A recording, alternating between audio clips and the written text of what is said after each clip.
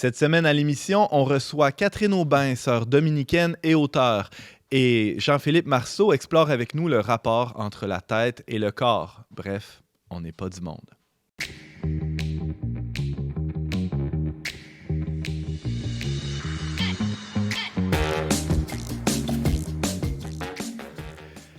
Bonjour à tous et bienvenue à votre magazine Foi et Culture. Ici Antoine Malenfant, votre animateur pour cet épisode où il sera question du corps et de l'esprit, du corps et de son rôle dans la spiritualité. Et nous avons avec nous Jean-Philippe Marceau, éditeur et blogueur pour The Symbolic World. Bonjour Jean-Philippe. Salut Antoine. Ça va bien? Ouais, toi? Merveilleusement bien. Dis-moi, Jean-Philippe, là, on parle du corps, de l'esprit, du langage du corps aussi, de la symbolique, de ce que le corps nous dit. Qu'est-ce que te dit ma posture aujourd'hui? Ah, ta posture? Si tu m'analysais, là. Ouf, bonne question.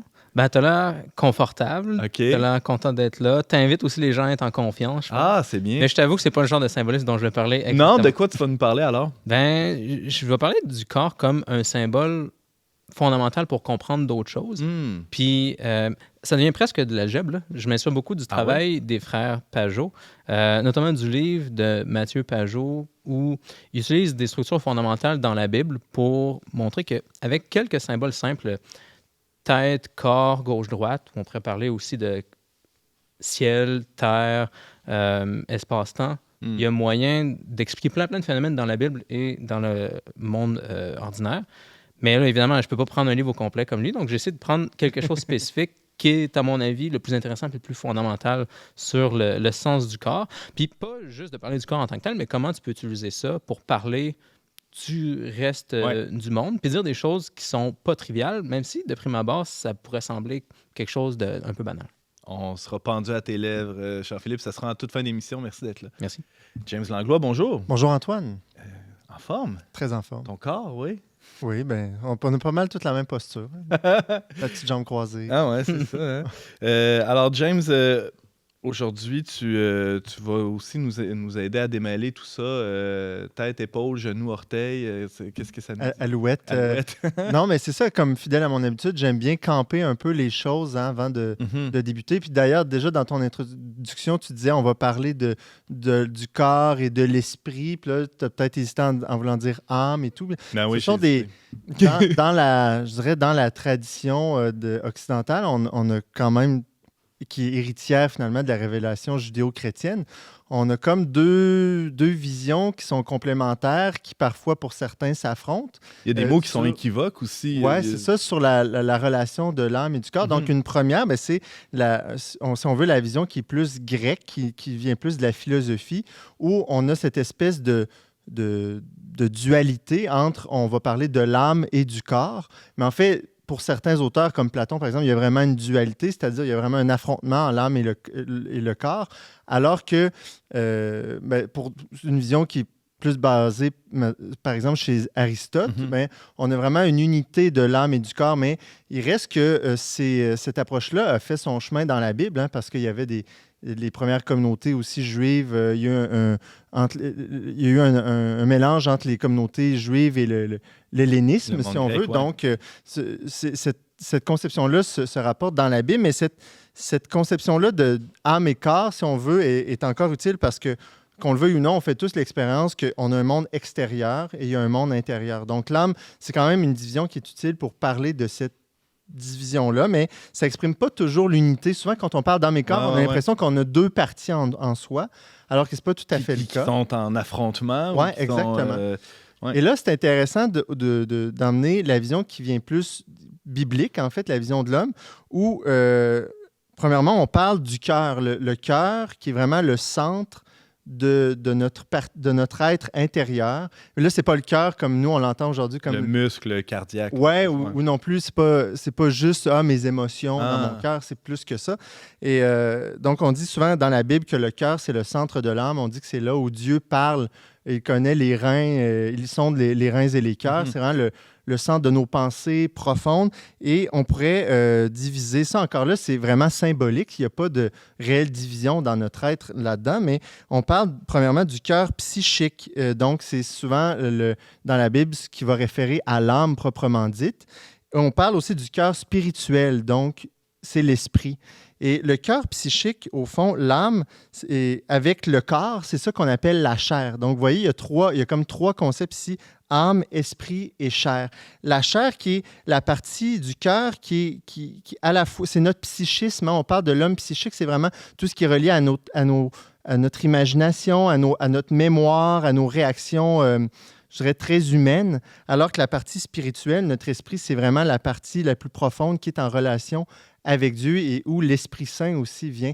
Mais l'Esprit Saint rejaillit dans toutes les parties de notre corps, à la fois sur notre psychisme et sur la chair. Puis la chair, c'est pas seulement... Souvent, on l'entend, Saint Paul, des fois, vous l'utilisez d'une manière qui est plus négative, mais la chair, c'est vrai qu'elle peut avoir des aspects négatifs parce qu'il y a une lutte là-dedans, mais la chair, c'est pas que péjoratif, c'est vraiment une dimension de notre être qui est légitime, en fait. Mais il faut rappeler, au fond, que peu importe les visions, tout ça forme un tout. On est une âme et un corps ensemble. Mais quand on meurt, il n'y a pas une division? Il y a effectivement une division. C'est ce que la foi chrétienne enseigne, mais ça, c'est pas censé d'être comme ça à la base. Dieu nous a créés avec un corps, puis la philosophie grecque nous dit l'âme, c'est la vie d'un corps en mouvement. Donc, il y a vraiment une unité là-dedans. Puis c'est vrai que si notre corps meurt, ben, il n'y a plus d'âme nécessairement à l'intérieur. Et en attente de... En attente d'une résurrection. De la résurrection. Puis qui est avec notre corps. Ben ouais, c'est ça. Selon, pourquoi? Parce que justement, notre âme sans corps est comme pas complète, en fait. Mm-hmm. Merci beaucoup, James, pour ces éclairages. Et maintenant, notre invitée de la semaine, elle a écrit de nombreux livres sur les maladies de l'esprit propres à notre époque et s'intéresse particulièrement à la place du corps dans la vie spirituelle. Accueillons-la en chair et en os et en esprit, sœur Catherine Aubin.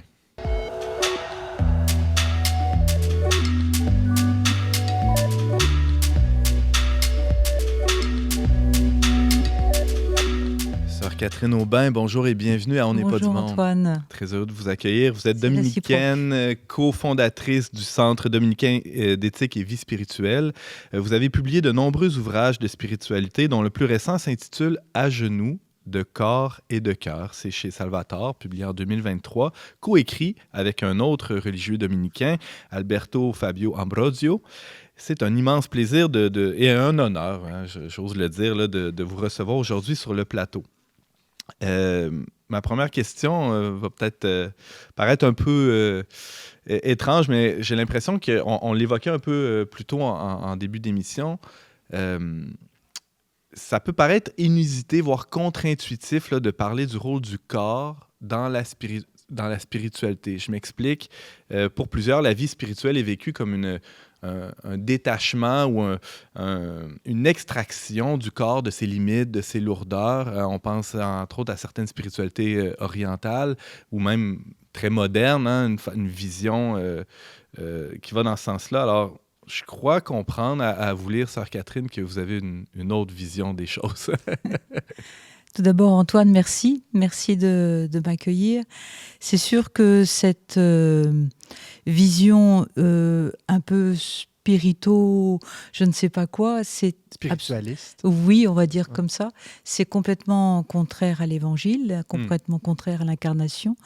C'est-à-dire que nous n'avons pas un corps, nous sommes corps. Nous sommes corps, esprit et cœur. Et c'est toute cette cohérence qui fait que nous sommes des grands vivants. Quand vous avez évoqué le fait que j'ai écrit des livres sur les maladies spirituelles, nous sommes gourmands avec quoi? Avec notre esprit, avec notre cœur? Nous sommes avares avec quoi? Dans la luxure, qu'est-ce qui agit? Donc le corps est partie prenante de tout notre être. Ce qui est important dans une vie spirituelle, c'est d'être habité. Et donc, l'habitation, ne l'oublions pas, saint Paul nous dit ton corps est le temple du Saint-Esprit. Donc, l'esprit n'habite pas autre part que là où je suis, dans ma chair, dans mon cœur et dans mon esprit. Saint Paul ne dit pas ton âme et le... Non, exactement. Il est dans tes yeux, il est dans ta bouche, il est dans tes oreilles. Je me rappelle très bien d'un témoignage d'un grand ami, Pierre Renaudin, qui est décédé il y a quelques années. À l'âge de 49 ans, il fait une retraite jésuite, un mois avec sa femme. Et au milieu de la retraite, le jésuite leur dit, vous prenez un sac à dos et vous faites une grande marche, une grande journée tout seul, mais vous demandez à l'Esprit Saint de vous dire une parole. Il part, il marche 3, 4, 5 heures le matin, il s'arrête à 13 heures à midi, il est dans les prés, il n'a rien à manger parce que c'est un chasseur alpin qui est parti sans sac à dos, sans nourriture, et il se retrouve tout seul et il se dit, si j'étais à la maison, à cette heure-là, je serais dans mon fauteuil, en train de regarder les nouvelles. Et là, rien.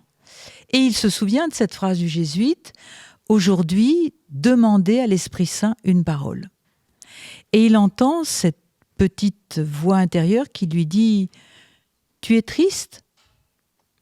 Oui. Tu es seul ? Oui. Eh bien moi, ça fait 49 ans que je suis en toi, et que je suis triste et seule. J'ai besoin de tes yeux pour voir ce que je t'indiquerai. J'ai besoin de tes oreilles pour que tu entendes ceux qui te parlent. J'ai besoin de tes mains. Voilà, ce genre de témoignage tout simple, hein, ça n'a rien d'extraordinaire, qui nous fait prendre conscience. Et Mère Teresa avait une prière aussi. Je te donne mes mains pour que mes mains soient les tiennes, etc. Nous sommes chrétiens, c'est-à-dire des êtres habités par le Christ. C'est ça, être chrétien. C'est être christophore, pneumotophore, porteur du Christ, porteur de l'Esprit Saint. Et où pouvons-nous être porteurs du Christ si ce n'est corps, esprit et cœur? Ça rejoint aussi ce qu'on retrouve dans la spiritualité de Saint François, d'être un instrument de Dieu. Mais exactement, de se laisser prendre totalement. Et ça, pour nous, les frères orthodoxes, sont absolument des maîtres, parce que jamais, le cœur de la spiritualité orthodoxe, c'est la transfiguration. C'est-à-dire que l'Esprit Saint, comme dirait saint Irénée, que Nicolas Cabasilas va reprendre après, la prière est une énergie. Quand je prie, je suis connecté à l'énergie de Dieu. Donc, cette prière me divinise, me transforme. C'est ça le but de la vie spirituelle, c'est d'être transformé. C'est l'expérience de Séraphin de Sarov avec le journaliste Motolitov. Motolitov lui dit « Oui, mais vous me parlez d'Esprit Saint, mais comment est-ce que je peux le voir ?» Et Séraphin de Sarov lui dit « Regardez-moi ». Et tout d'un coup, Motolitov voit de la lumière, l'Esprit Saint qui sort des yeux de Séraphin de Sarov, et Séraphin de Sarov lui dit, voilà, vous avez vu l'Esprit Saint, et j'ai simplement demandé, Esprit Saint, fais-toi voir à Motolitov. Notre corps rayonne aussi de cette énergie divine, de cet Esprit Saint. C'est sa vocation. C'est sa vocation de nous transformer. Nous ne sommes pas transformés simplement dans un... Je ne sais pas où. Enfin, de manière abstraite. De manière abstraite, ouais, exactement. Sœur Catherine Aubin, c'est passionnant. Vous évoquiez Saint Paul. Il y a tout plein d'autres exemples du rôle du corps dans la vie spirituelle. Si on retourne dans la première alliance, hein, chez James l'évoquait un peu aussi, chez nos frères juifs, mais aussi dans l'Antiquité. Qu'est-ce qu'on retrouve comme trace dans la Bible de cet incontournable du corps dans la vie spirituelle? Ah ben Moïse est un être extrêmement incarné. Il se tient debout, il râle contre le peuple, il râle contre Dieu. Ce peuple a la nuque raide. Qu'est-ce que c'est que la nuque raide, hein? On passe là-dessus très allègrement. La nuque raide, c'est notre cou. Notre cou, c'est quoi? Notre cou, c'est le lieu du souffle, c'est le lieu de la circulation sanguine. Si on se coupe le cou, on n'a plus de vie. Si on coupe la main, non. Pourquoi sur les icônes, le cou du Christ est très, très large? C'est parce que c'est le lieu du souffle. Ah oui. Donc, quand Moïse dit peuple à la nuque raide et que le Seigneur lui répond peuple à la nuque raide, peuple qui est dur, qui n'incline pas son cou. Incliner son cou, vous êtes papa, tous les trois. Donc vous avez eu votre bébé dans les bras. Qu'est-ce qui vous est arrivé ? Et voilà, quand votre bébé est là, vous inclinez votre cou et vous inclinez votre cœur. Tout fond quand on a un bébé dans les bras. Il n'y a plus de raideur. Un cou raide, c'est un cou qui résiste, qui est dur, qui refuse d'écouter. Qui est orgueilleux. Les psaumes n'ont aucune conceptualisation de l'homme. Comment est-ce qu'on parle de l'homme dans les psaumes ? On en parle avec les mains, on en parle avec les pieds, on en parle avec les oreilles, la bouche, la gorge, et on en parle avec les yeux. C'est ça la définition de l'homme. L'homme dans les psaumes, c'est un homme dont les yeux sont levés vers le ciel, c'est-à-dire que le cœur est tourné vers le ciel, vers le Seigneur. Un homme qui marche sur les droits sentiers, donc il est cohérent. Et enfin, ses oreilles et sa bouche disent des paroles vraies. Qu'est-ce que le Seigneur déteste ? Proverbe chapitre 6, il déteste des yeux arrogants, une langue menteuse et des mains qui font le mal. Donc vous voyez, on n'a aucune conception intellectuelle de l'homme dans la Bible. Tout est corporel. Nous sommes corporels, nous sommes corps, chair, cœur, esprit. James, je te voyais... Non, mais... Ce qui me plaît, c'est de penser aussi que quand on n'a pas la nuque raide, la position orante, quand on prie, on a tendance à se recueillir. Exactement. Il y a ce phénomène du cœur qui est comme le centre, là, comme on disait, cette expérience. Puis quand on se recueille, c'est comme si on voulait pencher la tête comme ça, puis vers le centre profond de l'intérieur de l'homme. Donc, ça rejoint un peu ce que vous dites sur le cou aussi. Puis tout ça, c'est vraiment... Je pense que notre corps révèle le profond de ce que nous sommes. Jean-Paul II le disait, notre corps est sacrement, c'est-à-dire qu'il donne à voir l'invisible. Edith Stein, avant d'être convertie, on est dans les années 20 et quelque chose, elle a beaucoup d'amis juifs et beaucoup d'amis protestants. Elle n'est jamais rentrée dans une cathédrale. C'est bien avant sa conversion. Hein. Elle rentre dans une cathédrale. Qu'est-ce qu'elle voit ?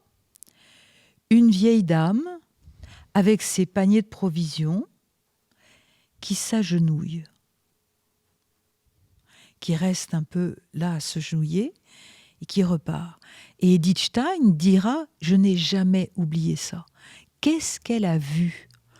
Elle a vu visiblement quelqu'un qui s'est agenouillé, mais elle a vu bien autre chose. Elle a vu le dialogue de notre Dieu avec cette femme. Elle a vu la vie intérieure, vivante de cette femme qui parle à son Dieu. Et elle le dit, jamais je n'ai pu oublier cela. Elle n'a pas lu une théorie ou entendu une catéchèse. Elle a vu un corps à genoux. Avez-vous l'impression que parfois dans l'Église catholique latine ou enfin dans les pays plus occidentaux, que justement on a perdu un peu ce rapport-là au corps, que quand on compare par exemple avec justement les églises chrétiennes d'Orient, ou trouvez-vous? Il y a quelque chose, j'ai envie de dire, d'affectueux qu'on a perdu.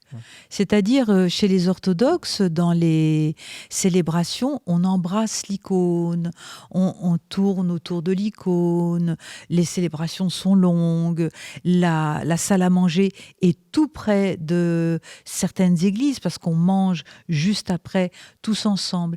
Il me semble qu'il faut retrouver ce côté affectueux où manger ensemble aussi fait partie de cette vie corporelle humaine. Il y a une humanité qu'il nous faut retrouver dans nos célébrations eucharistiques, qu'on a un peu perdue. Se tenir la main. Alors bon, il y a eu le Covid et tout ça, mais il ne faut pas hésiter à retrouver cette dimension chaleureuse. Qui s'exprime par le corps. Évidemment. Qui s'exprime par le corps. On parle du corps en de très beaux mots jusqu'à présent, mais le corps, des fois, il est un obstacle, hein, on pourrait dire. Moi, je viens Me vient à l'esprit tout de suite le Christ là, qui est à Gethsémani, qui invite ses apôtres à prier avec lui, mais la chair est faible. Hein? La chair, on pourrait dire, résiste en quelque sorte à cet élan-là, à cette vocation qui est la sienne. Comment on discipline cette chair, j'aime pas le mot, mais comment on l'aide à remplir sa fonction? Alors, discipline, j'aime pas non plus, ni ascèse. Qu'est-ce que c'est qu'une ascèse du corps? Je préfère dire aujourd'hui sobriété. La sobriété du corps qui fait que je me couche tôt, que je mange suffisamment. Mon père spirituel me répète... disons chaque semaine, une vie spirituelle, ça commence par le fait de se coucher tôt, de se lever de bonne heure et de manger régulièrement. C'est tout bête, mais ça commence par là. C'est pas du tout par des exercices de jeûne ou de veillée.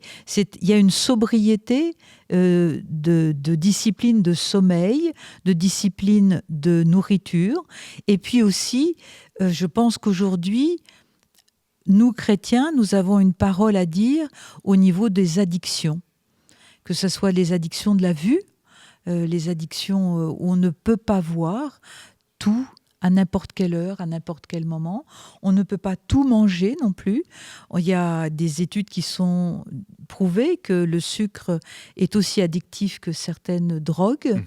Donc, je pense que là, on a quelque chose à discipliner dans le sens d'une sobriété et que l'Esprit Saint est toujours de l'ordre de la sobre ivresse, d'une sobre et joyeuse ivresse qui fait que on ne manque de rien, mais on n'est pas non plus dans une espèce on n'est pas repu, quoi. On est quelque chose qui fait qu'on est léger.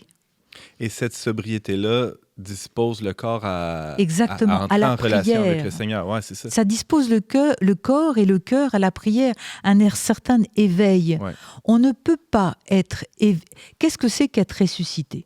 Être ressuscité, c'est être debout. Être debout, c'est être éveillé. Ouais. On ne peut pas être éveillé si on dort 4 heures par nuit, si on mange...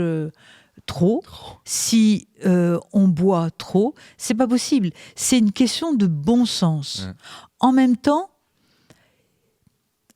ne soyons pas raides non plus. Il y a des gens qui auront besoin toute leur vie de manger beaucoup. Il y a des gens... Il y a des gens qui ont besoin de moins de sommeil, plus de sommeil, de chacun exactement. Différent, mais il y a quand même une juste mesure pour chacun. Voilà, c'est ça. Vous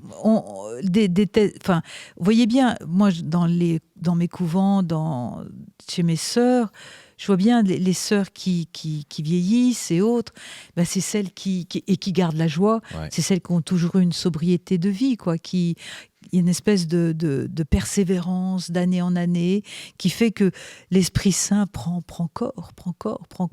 Et puis vous avez des femmes qui 80, 85 ans, vous les regardez, vous voyez plus que la présence de Dieu en elles, quoi. C'est le temps liturgique de l'Église nous aide aussi à avoir des temps justement plus de sobriété, des temps de fête.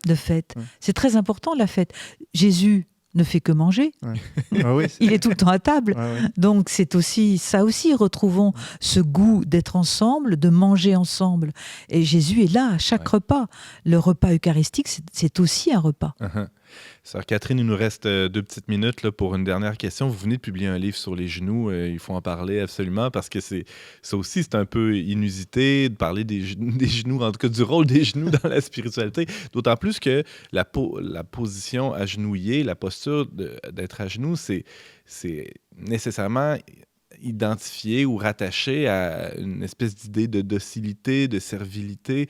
Est-ce que c'est ça que Dieu attend de nous, d'être écrasé? Je penserais pas. On chante le minuit chrétien. Pas non plus. C'est ça, peuple à genoux.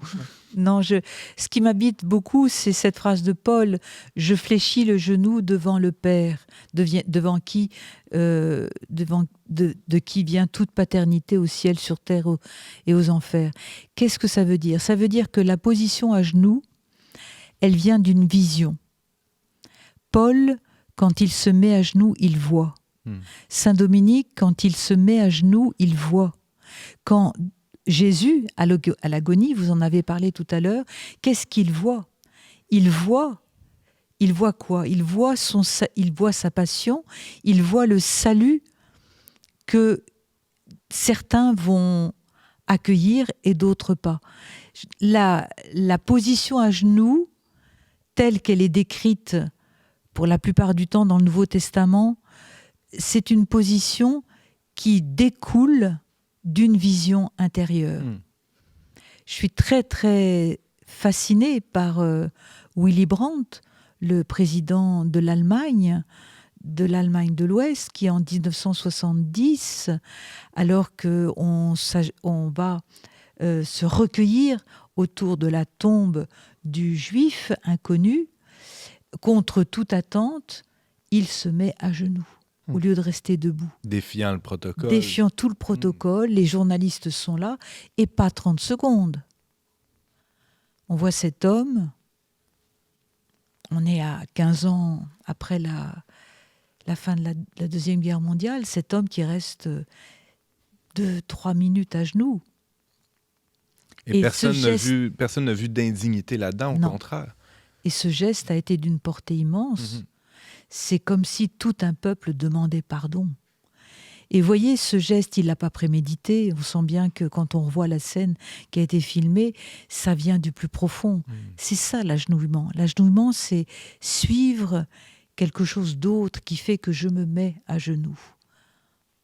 Sœur Catherine Aubin, merci beaucoup de nous avoir partagé ces lumières sur le corps, et le corps qui est justement appelé à refléter la lumière que l'Esprit Saint y dépose. Merci beaucoup. Merci à vous.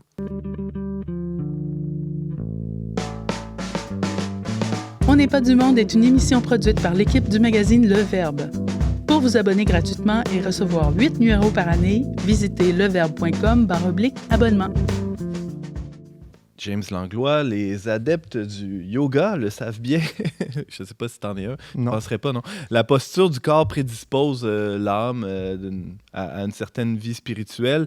Mais pour ceux qui préfèrent l'Ave Maria et le Notre Père à la salutation au soleil, dis-nous comment placer notre carcasse, s'il te plaît. Mais on a des exemples très forts dans la tradition chrétienne et notamment Saint-Dominique. D'ailleurs, Sœur Catherine, qui est dominicaine, qui est héritière de Saint-Dominique, pourrait mieux en parler que moi, mais vous pouvez lire son livre « Prier avec son corps à la manière de Saint-Dominique » qui est paru au CERF en 2005, si vous voulez plus d'informations. Mais moi, je vous résume en quelques minutes. On demandera à Sœur Catherine si tu as bien fait ta chronique. Oui, c'est après, ça. Ouais. Je vous résume en quelques minutes c'est pas des prouesses, mais je dirais les manières de prier de Saint-Dominique qui sont vraiment époustouflantes, très inspirantes en fait.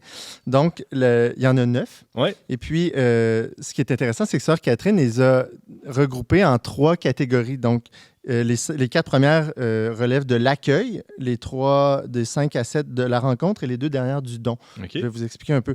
Donc, la première, on la connaît, c'est un geste qui est assez liturgique. OK, tu vas nous la faire. Si vous voulez, oui. Pourquoi pas.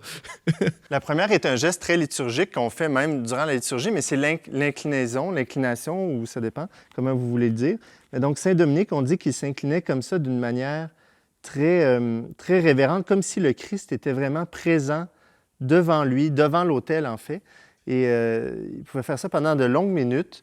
C'est intéressant parce que c'est une position qui nous dispose finalement à l'humilité, faire cette position-là. C'est un bon exercice pour les muscles du dos et des abdominaux aussi en même temps. Ah oui, exactement. Et la deuxième position, c'est, là je ne le ferai pas parce qu'on manque un peu d'espace, mais c'est la prostration ou la prosternation qui rappelle un peu aussi une pratique qui est courante dans l'Église d'Orient, mais vraiment de se prostrer tout son long par terre. Saint-Dominique, même, on dit qu'il appuyait vraiment sa tête sur le sol et toutes ces positions, en fait, il lui venait des psaumes, des passages des Écritures, et notamment, en se prostrant par terre, c'était la prière du cœur. Hein, Seigneur, montre-moi le pécheur que je suis, prends pitié de moi. C'est ce qu'on retrouve aussi dans les ordinations. Exactement, tout à fait. C'est le même geste, là. Oui. Okay. Puis là, il faut dire, Saint-Dominique, en fait, il n'y a rien écrit sur la prière. Ce sont des témoignages de frères qui souvent l'ont vu prier ou arrivaient dans la chapelle par surprise. Et donc, c'est transmis oralement de le voir comme ça. Il y a même des petits tableaux, des gravures qui ont montré ça. La troisième, c'est celle à genoux. Et ici, il y avait une pratique particulière, celle de la discipline. Donc, Saint-Dominique, une fois qu'il s'était prostré, il pouvait se mettre à genoux. Et on dit qu'il se donnait, vous voyez, c'est quand même une autre époque, mais il prenait une chaîne en fer, puis il se donnait quelques coups comme ça dans le dos pour vraiment se placer dans la passion, dans les souffrances du Christ qui étaient amenées à l'abattoir. Et puis, c'est une manière de prier, là. On est sûr de ne pas s'endormir si on prie comme ça. Ah, ça, c'est certain. Ouais, c'est ça. Et ça toujours aide. avec le psaume 18 ici, qui peut discerner ses erreurs, purifie-moi de celles qui m'échappent. Saint Dominique disait-il. La quatrième, bien, c'est la genuflexion qu'on fait aussi dans la liturgie. Comme ça ici. Donc, on dit que Saint Dominique pouvait faire ça des complis jusqu'au milieu de la nuit parfois. Donc, peut-être une centaine de fois, toujours en priant. Donc, pourquoi Sœur Catherine a appelé ces 4 premières positions celles de l'accueil? Parce que on le voit, ce sont vraiment des manières de prier qui nous disposent le cœur, comme je le disais, à l'humilité, à rentrer face à face, en vérité avec le Seigneur, pour voir qui nous sommes. Nous sommes dépendants de lui, nous sommes ses créatures. Pas être illusionné sur qui on est. Et là, non, justement, cette posture d'humilité nous amène ensuite à la rencontre. Donc, rencontre, pourquoi? Parce qu'ensuite, il élevait les mains comme ça, c'est-à-dire devant sa poitrine, debout, comme un livre ouvert, un peu devant le Seigneur. C'est ça, hein, pour accueillir vraiment qu'est-ce que le Seigneur voulait lui dire. Et ensuite, en croix, les oreilles, vous dites qu'il écoutait comme ça, parfois comme ça? Ouais, pour écouter une parole qui lui viendrait d'ailleurs. Ah ouais. C'est la position de l'écoute, debout. C'est comme un radar. Hein? Voilà. Il ouvre les mains en forme de livre, il les recueille sur son cœur ou bien comme ça, et ensuite il les écoute. C'est très étonnant. C'est trois figures de Saint-Dominique avec 3 gestes différents, la 5e manière. Merci pour la précision. Puis la 6e, c'est les bras en croix, toujours debout, vraiment pour se mettre toujours dans la posture de celui qui ressuscite. Oui, c'est ça, c'est le Christ ressuscité, effectivement. Et puis la 7e, ça c'est intéressant, c'est une position debout, mais les mains élevées vers le haut, toujours en position de réception, comme si il pointait comme une flèche tendue dans son arc vers le ciel, en position d'attente de recevoir l'Esprit Saint. On dit que c'était presque une coupe, hein, tu sais, la forme des mains. En forme de coupe pour recevoir quelque chose du ciel. Et le texte ajoute que c'est à ce moment-là, il était en extase, c'est-à-dire complètement sorti de lui-même. Et c'est dans cette prière-là qu'il demandait pour ses frères les dons du Saint-Esprit. Oh, wow. Donc, une prière d'intercession, une prière de charité. Pas tourner vers lui, mais tourner vers ses frères. Complètement. Ouais. Wow. Donc là, on est dans la rencontre du Christ ressuscité et en finale, les deux manières de prier qui amènent au don. Hein, la devise dominicaine, c'est contempler et livrer le fruit de cette contemplation. Donc, on dit, ensuite, il prenait la Bible et il priait tout simplement avec la parole et souvent il baisait en fait les paroles du Christ lorsqu'il les lisait. Et finalement, en marche, parce que les dominicains... Un geste, excuse-moi James, mais un geste qu'on voit des fois dans les liturgies aussi, où le prêtre embrasse la parole de Dieu après la proclamation. Exactement. Puis, il y a quelque chose aussi du repas, c'est-à-dire on mange la parole, on est ensemble. Ça, Catherine en parlait un peu aussi. Il y a un élément de partage. Et puis, finalement, être en marche, Saint-Dominique priait beaucoup en marchant parce que c'était un ordre itinérant, donc il aimait prêcher, mais tout au long de sa marche, il priait, évidemment, toujours dans l'optique d'aller à la rencontre de l'autre. Il a bien fait ça? Oui, il a très bien fait ça. Très, très bien. Très synthétique quand même. Oui. Non, c'est l'image de l'arbre qui pousse, quoi. La graine est en terre, c'est les 4 premières manières de prier, elle prend racine, puis c'est l'accueil de notre terre intérieure et de la graine dans notre terre intérieure, puis la 5e, 6e, 7e manière où Dominique est debout, l'arbre grandit. Et enfin, 8e et 9e, où il est à la fois assis et en marche, et ce sont les fruits qui demeurent en moi et moi en lui, portent du fruit, et un fruit qui demeure. Magnifique. Alors, on n'a rien à envier au yoga. Hein, rien. Ben non, au contraire. Merci beaucoup, James. Merci, Sœur Catherine.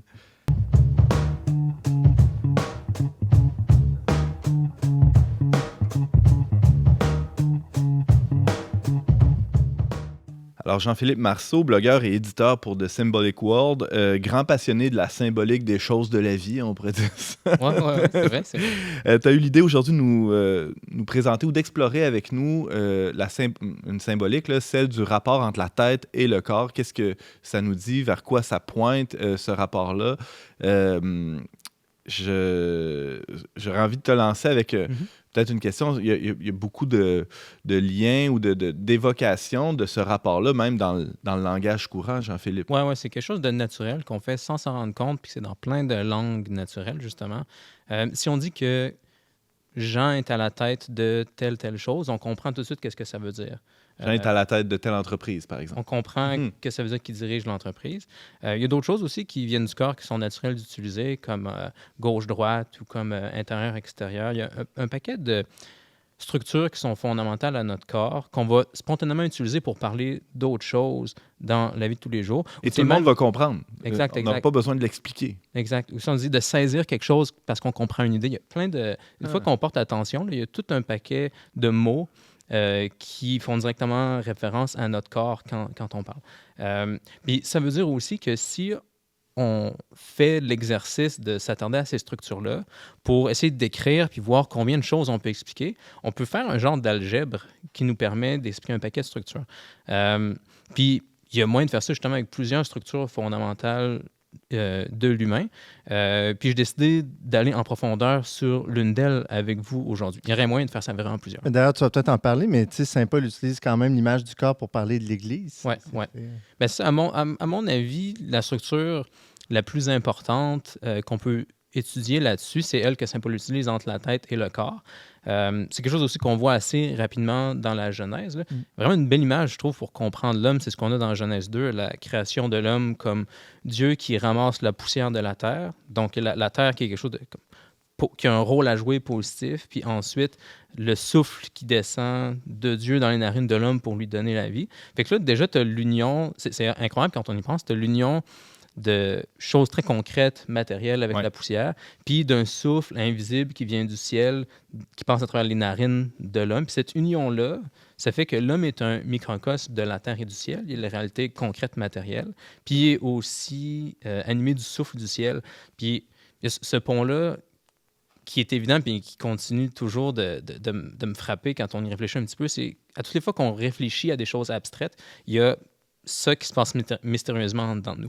On peut faire des mathématiques sur le théorème de Pythagore, par exemple, puis on est en train de jouer avec des vérités immatérielles dans le ciel qui seraient vraies, même s'il n'y avait aucune création visible sur Terre. Mais d'une certaine façon, c'est relié à des mouvements d'atomes dans mon cerveau. Donc le matériel et l'immatériel se rencontrent dans le fait de penser à Pythagore. Exact. C'est fou. C'est vrai qu'il y a quelque chose d'incroyable qui se passe là. Puis il y aurait moyen de passer toute notre vie à parler de cette genre d'interaction-là étrange. Il te reste 12 minutes, malheureusement. Fait que je vais faire de quoi de plus facile. Okay. C'est-à-dire, au lieu d'essayer de comprendre en profondeur comment on peut approfondir cette relation-là dans l'homme, plutôt de voir comment on pourrait faire le contraire, puis de comprendre le reste du monde à la lumière de ce symbolisme-là, de l'homme comme un médiateur entre le ciel et la terre, notamment avec la tête.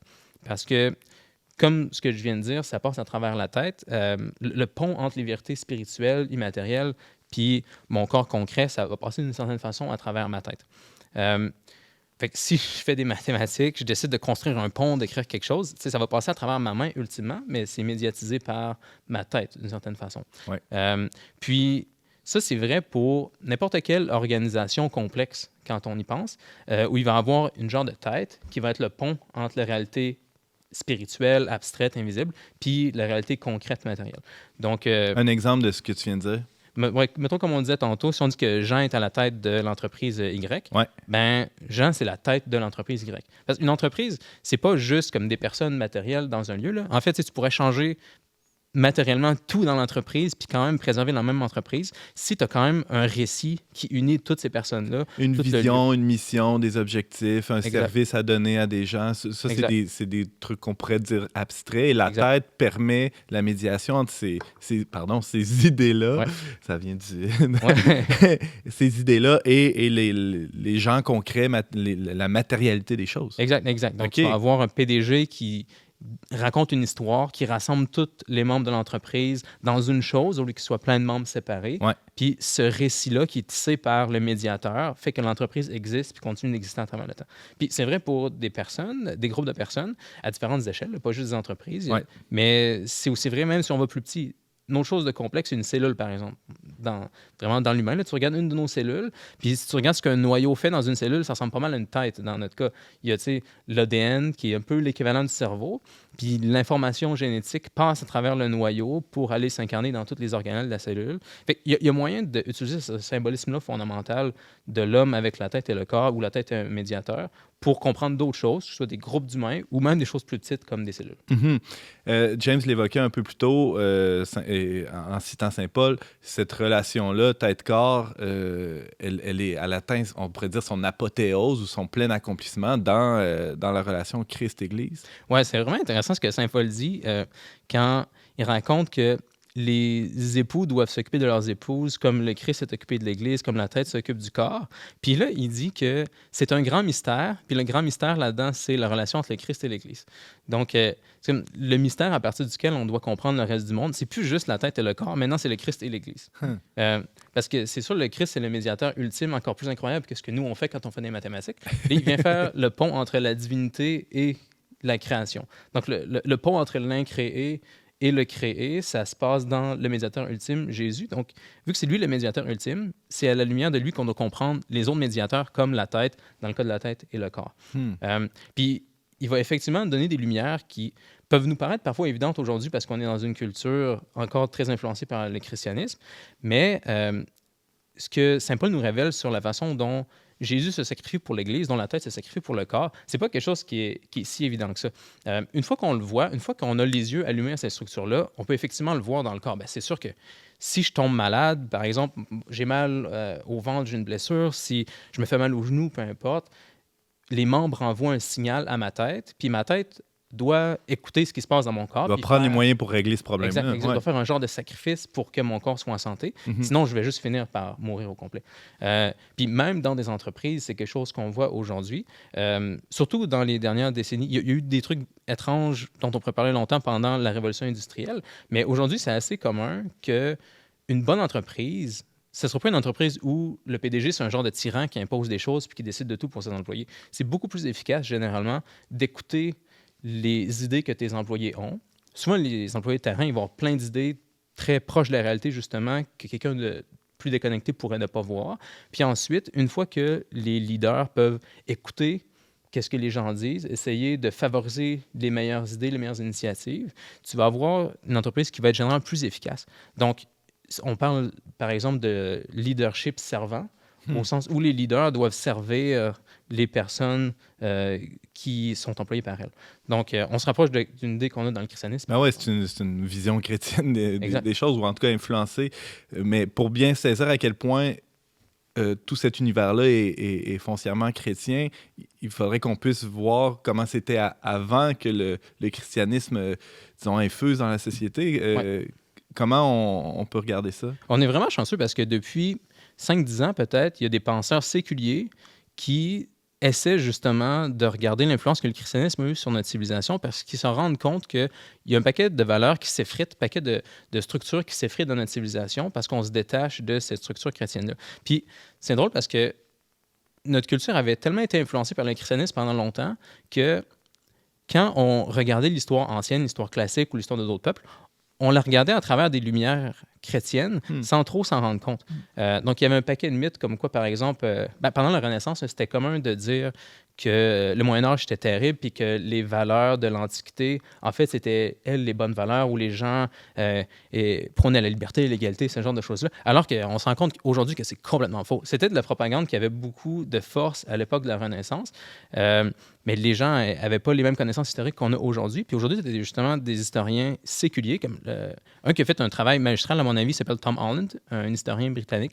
Il a écrit un livre qui s'appelle Dominion, The Making of the Western World, où il explique, c'est un classiciste en fait, il écrivait des livres sur l'Antiquité parce qu'il était très intéressé par ça, puis éventuellement il s'est rendu compte que le monde antique est vastement différent du nôtre, puis c'est dur à imaginer parce qu'on a tendance à pas être capable de concevoir que les choses pourraient être tellement différentes. Mais par exemple, quand Jules César disait qu'il avait tué 1 million de Gaulois puis qu'il avait fait 1 autre million esclaves, c'était pas quelque chose de mauvais ou de juste intimidant pour lui. Les gens le louaient à Rome d'avoir fait ça. On n'est pas dans le leader servant, tout à fait. Là. Pas du tout. Puis après, dans Rome, si tu étais un citoyen romain, tu pouvais faire ce que tu voulais avec les gens qui n'étaient pas citoyens romains, puis c'était pas vu comme mal. Puis si tu avais un enfant que tu voulais pas, tu pouvais juste le laisser dans une fosse commune, puis c'était pas quelque chose d'aberrant, c'était quelque chose de normal pour ces peuples-là.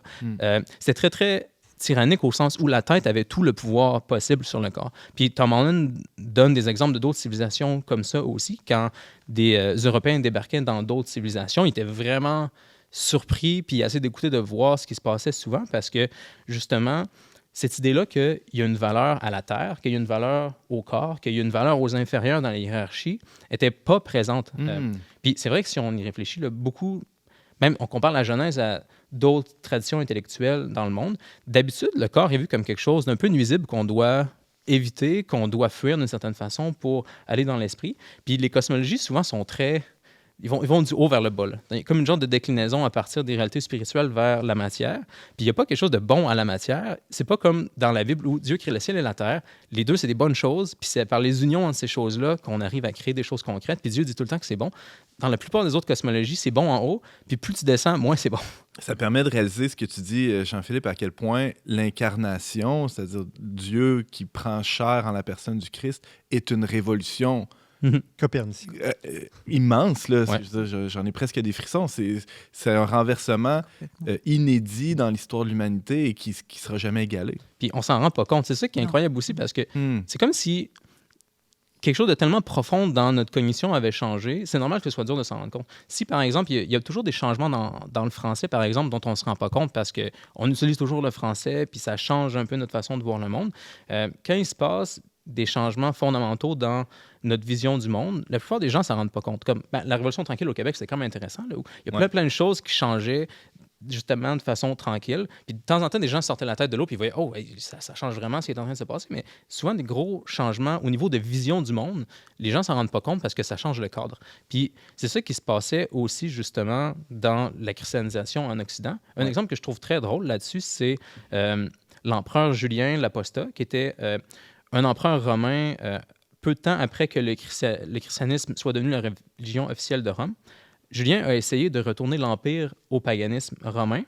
Puis, il y avait par exemple des pestes dans Rome, il y avait des pauvres, etc. Puis les chrétiens, eux, allaient s'occuper des gens malades, des pauvres, etc. Pas juste de leurs propres pauvres, de leurs propres malades, mais en général. Donc, ils faisaient des bonnes œuvres comme ça. Puis, Julien était très impressionné par ça. Puis, il disait à ses confrères païens, les prêtres païens, on devrait justement faire plus de ça pour que les gens veuillent retourner au paganisme. Puis les prêtres païens, ils ont bien dit qu'ils se trompaient. Là. Jamais les païens s'étaient préoccupés des pauvres et des malades, mais... Ça n'a pas de bon sens de faire ça. Non, ça n'a pas de bon sens. Pourquoi est-ce que tu ferais ça? Tu lis les mythes romains, jamais les héros se préoccupent des pauvres, mais sans que Julien s'en soit rendu compte, c'était devenu le cadre à la lumière duquel il évaluait les choses. Comme quelqu'un qui donne la valeur à la terre, aux pauvres, aux bas dans la hiérarchie, c'était quelque chose qui était évidemment bien maintenant pour lui, alors que ça ne l'était pas du tout. À ce moment-là, le paganisme était perdu parce qu'il avait changé de cadre du débat sans s'en rendre compte. Le langage avait changé. James? Peut-être je t'amène complètement ailleurs, mais je ne sais pas, tu parlais de changement de paradigme des fois qui se fait sans qu'on s'en rende compte. Aurais-tu l'impression qu'aujourd'hui, avec la montée de l'intelligence artificielle, la virtualisation de la société, on tend vers une désincarnation peut-être de notre monde? Oui, bien, c'est intéressant ce qui se passe aujourd'hui. Là, je pense que désincarnation, c'est un bon terme, là, je pense, parce qu'il y a vraiment les deux extrêmes qui se séparent. Où, de un, il y a un changement, un retournement vers la matérialité où on est proche de passions, parfois animales, des pulsions, plein de pulsions sexuelles, par exemple, qui sont juste comme complètement déchaînées sur Internet. Mais de l'autre côté, plein de gens qui vivent dans un monde abstrait, un peu déconnecté de la réalité concrète. Très peu de gens qui ont des métiers manuels, par exemple. La plupart des gens vivent dans un monde un peu abstrait. Fait que c'est comme tu dis, un genre de désincarnation, je pense, où le ciel et la terre se séparent, là, où les idées abstraites vont souvent être très loin du concret, puis après ça, quand les gens arrivent dans la partie plus matérielle de leur vie, là, ils sont comme pas capables de contrôler leur passion, c'est comme indiscipliné. Fait que, je pense que c'est un bon terme, là, désincarnation. Vous pensez quoi de tout ça, Sœur Catherine? Comment ça résonne fort, oui, parce que je me dis, rien ne remplacera un sourire, rien ne remplacera un rire, rien ne remplacera une poignée de main. En vous écoutant, je me dis, la chose la plus importante au monde pour chacun de nous ici, tous les quatre et ceux qui nous écoutent, quand on mourra, c'est de tenir la main de quelqu'un. Donc, c'est vrai qu'il ne faut pas oublier cet aspect-là. C'est plein de questions. Jean-Philippe Marceau, il y a aussi, on peut terminer avec ça, tu parlais de Julien Laposta, un autre exemple fort, là, c'est celui de Marx qui a un peu vécu la même chose, qui a un peu fait la même chose en regardant le monde avec des yeux chrétiens, finalement, sans le savoir. Ouais, Tom Holland fait vraiment un bon travail là-dessus aussi. Là. Il passe à travers un paquet de révolutions qui sont passées en Occident où même les gens, en essayant de se rebeller consciemment contre le christianisme, devaient, sans s'en rendre compte, faire appel à certaines valeurs chrétiennes. Fait que, comme tu as dit, Marx, c'est un bon exemple, là, parce qu'il disait que, par exemple, la religion, c'est l'opium du peuple, on doit se débarrasser de la religion, c'est de l'oppression, etc. Mais en disant ça, il présuppose, comme cadre, là, il présuppose que c'est bien de se préoccuper du peuple. Puis ça, c'est absolument pas quelque chose de naturel dans une civilisation. Là. Si tu retournes aux Romains, le peuple était là pour servir les puissants. Donc, Marx, sans le savoir, utilisait un cadre chrétien pour juger le christianisme. Puis Tom Holland est très, très bon là, pour juger plein de révolutions récentes, plein de jugements que les gens font contre le christianisme avec ce cadre explicatif-là. C'est fascinant. Jean-Philippe Marceau, je rappelle que tu es éditeur et blogueur pour The Symbolic World. On va te lire assurément. Tu écris en français aussi maintenant. C'était beaucoup en anglais. Le blog de Symbolic World est rendu avec une version française dont je m'occupe. Je suis encore l'éditeur de la version française, mais j'ai trouvé un autre éditeur à me remplacer côté anglophone. Mais côté francophone, ouais, j'écris, j'édite, puis j'écris aussi pour vous de temps en temps, c'est sûr. À notre plus grand plaisir. Merci, Jean-Philippe. Merci à vous. Vous avez un commentaire, une suggestion ou une question pour l'équipe d'On n'est pas du monde? Contactez-nous via les pages Facebook et YouTube du Verbe Média ou écrivez-nous directement à onpdm@verbe.com.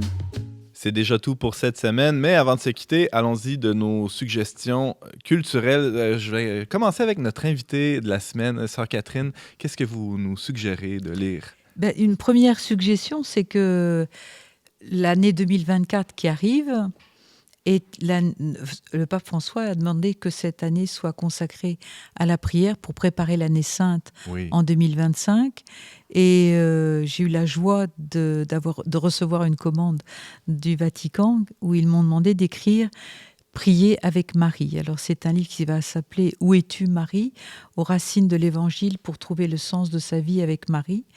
Et puis pour rester dans le thème de notre rencontre, il y a mon premier livre, merci James de l'avoir cité, Prier avec son corps, à la manière de Saint Dominique. Et puis un petit livre que j'ai écrit il y a quelques années qui s'appelle Les saveurs de la prière.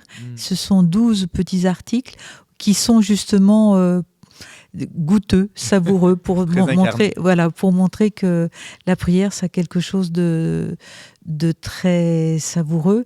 Et puis comme une autre suggestion très simple, prenez le psautier et prenez 4 heures d'un samedi ou d'un dimanche et lire le psautier en entier. Wow, ça c'est un classique. Hein? Merci, Sœur Catherine. James?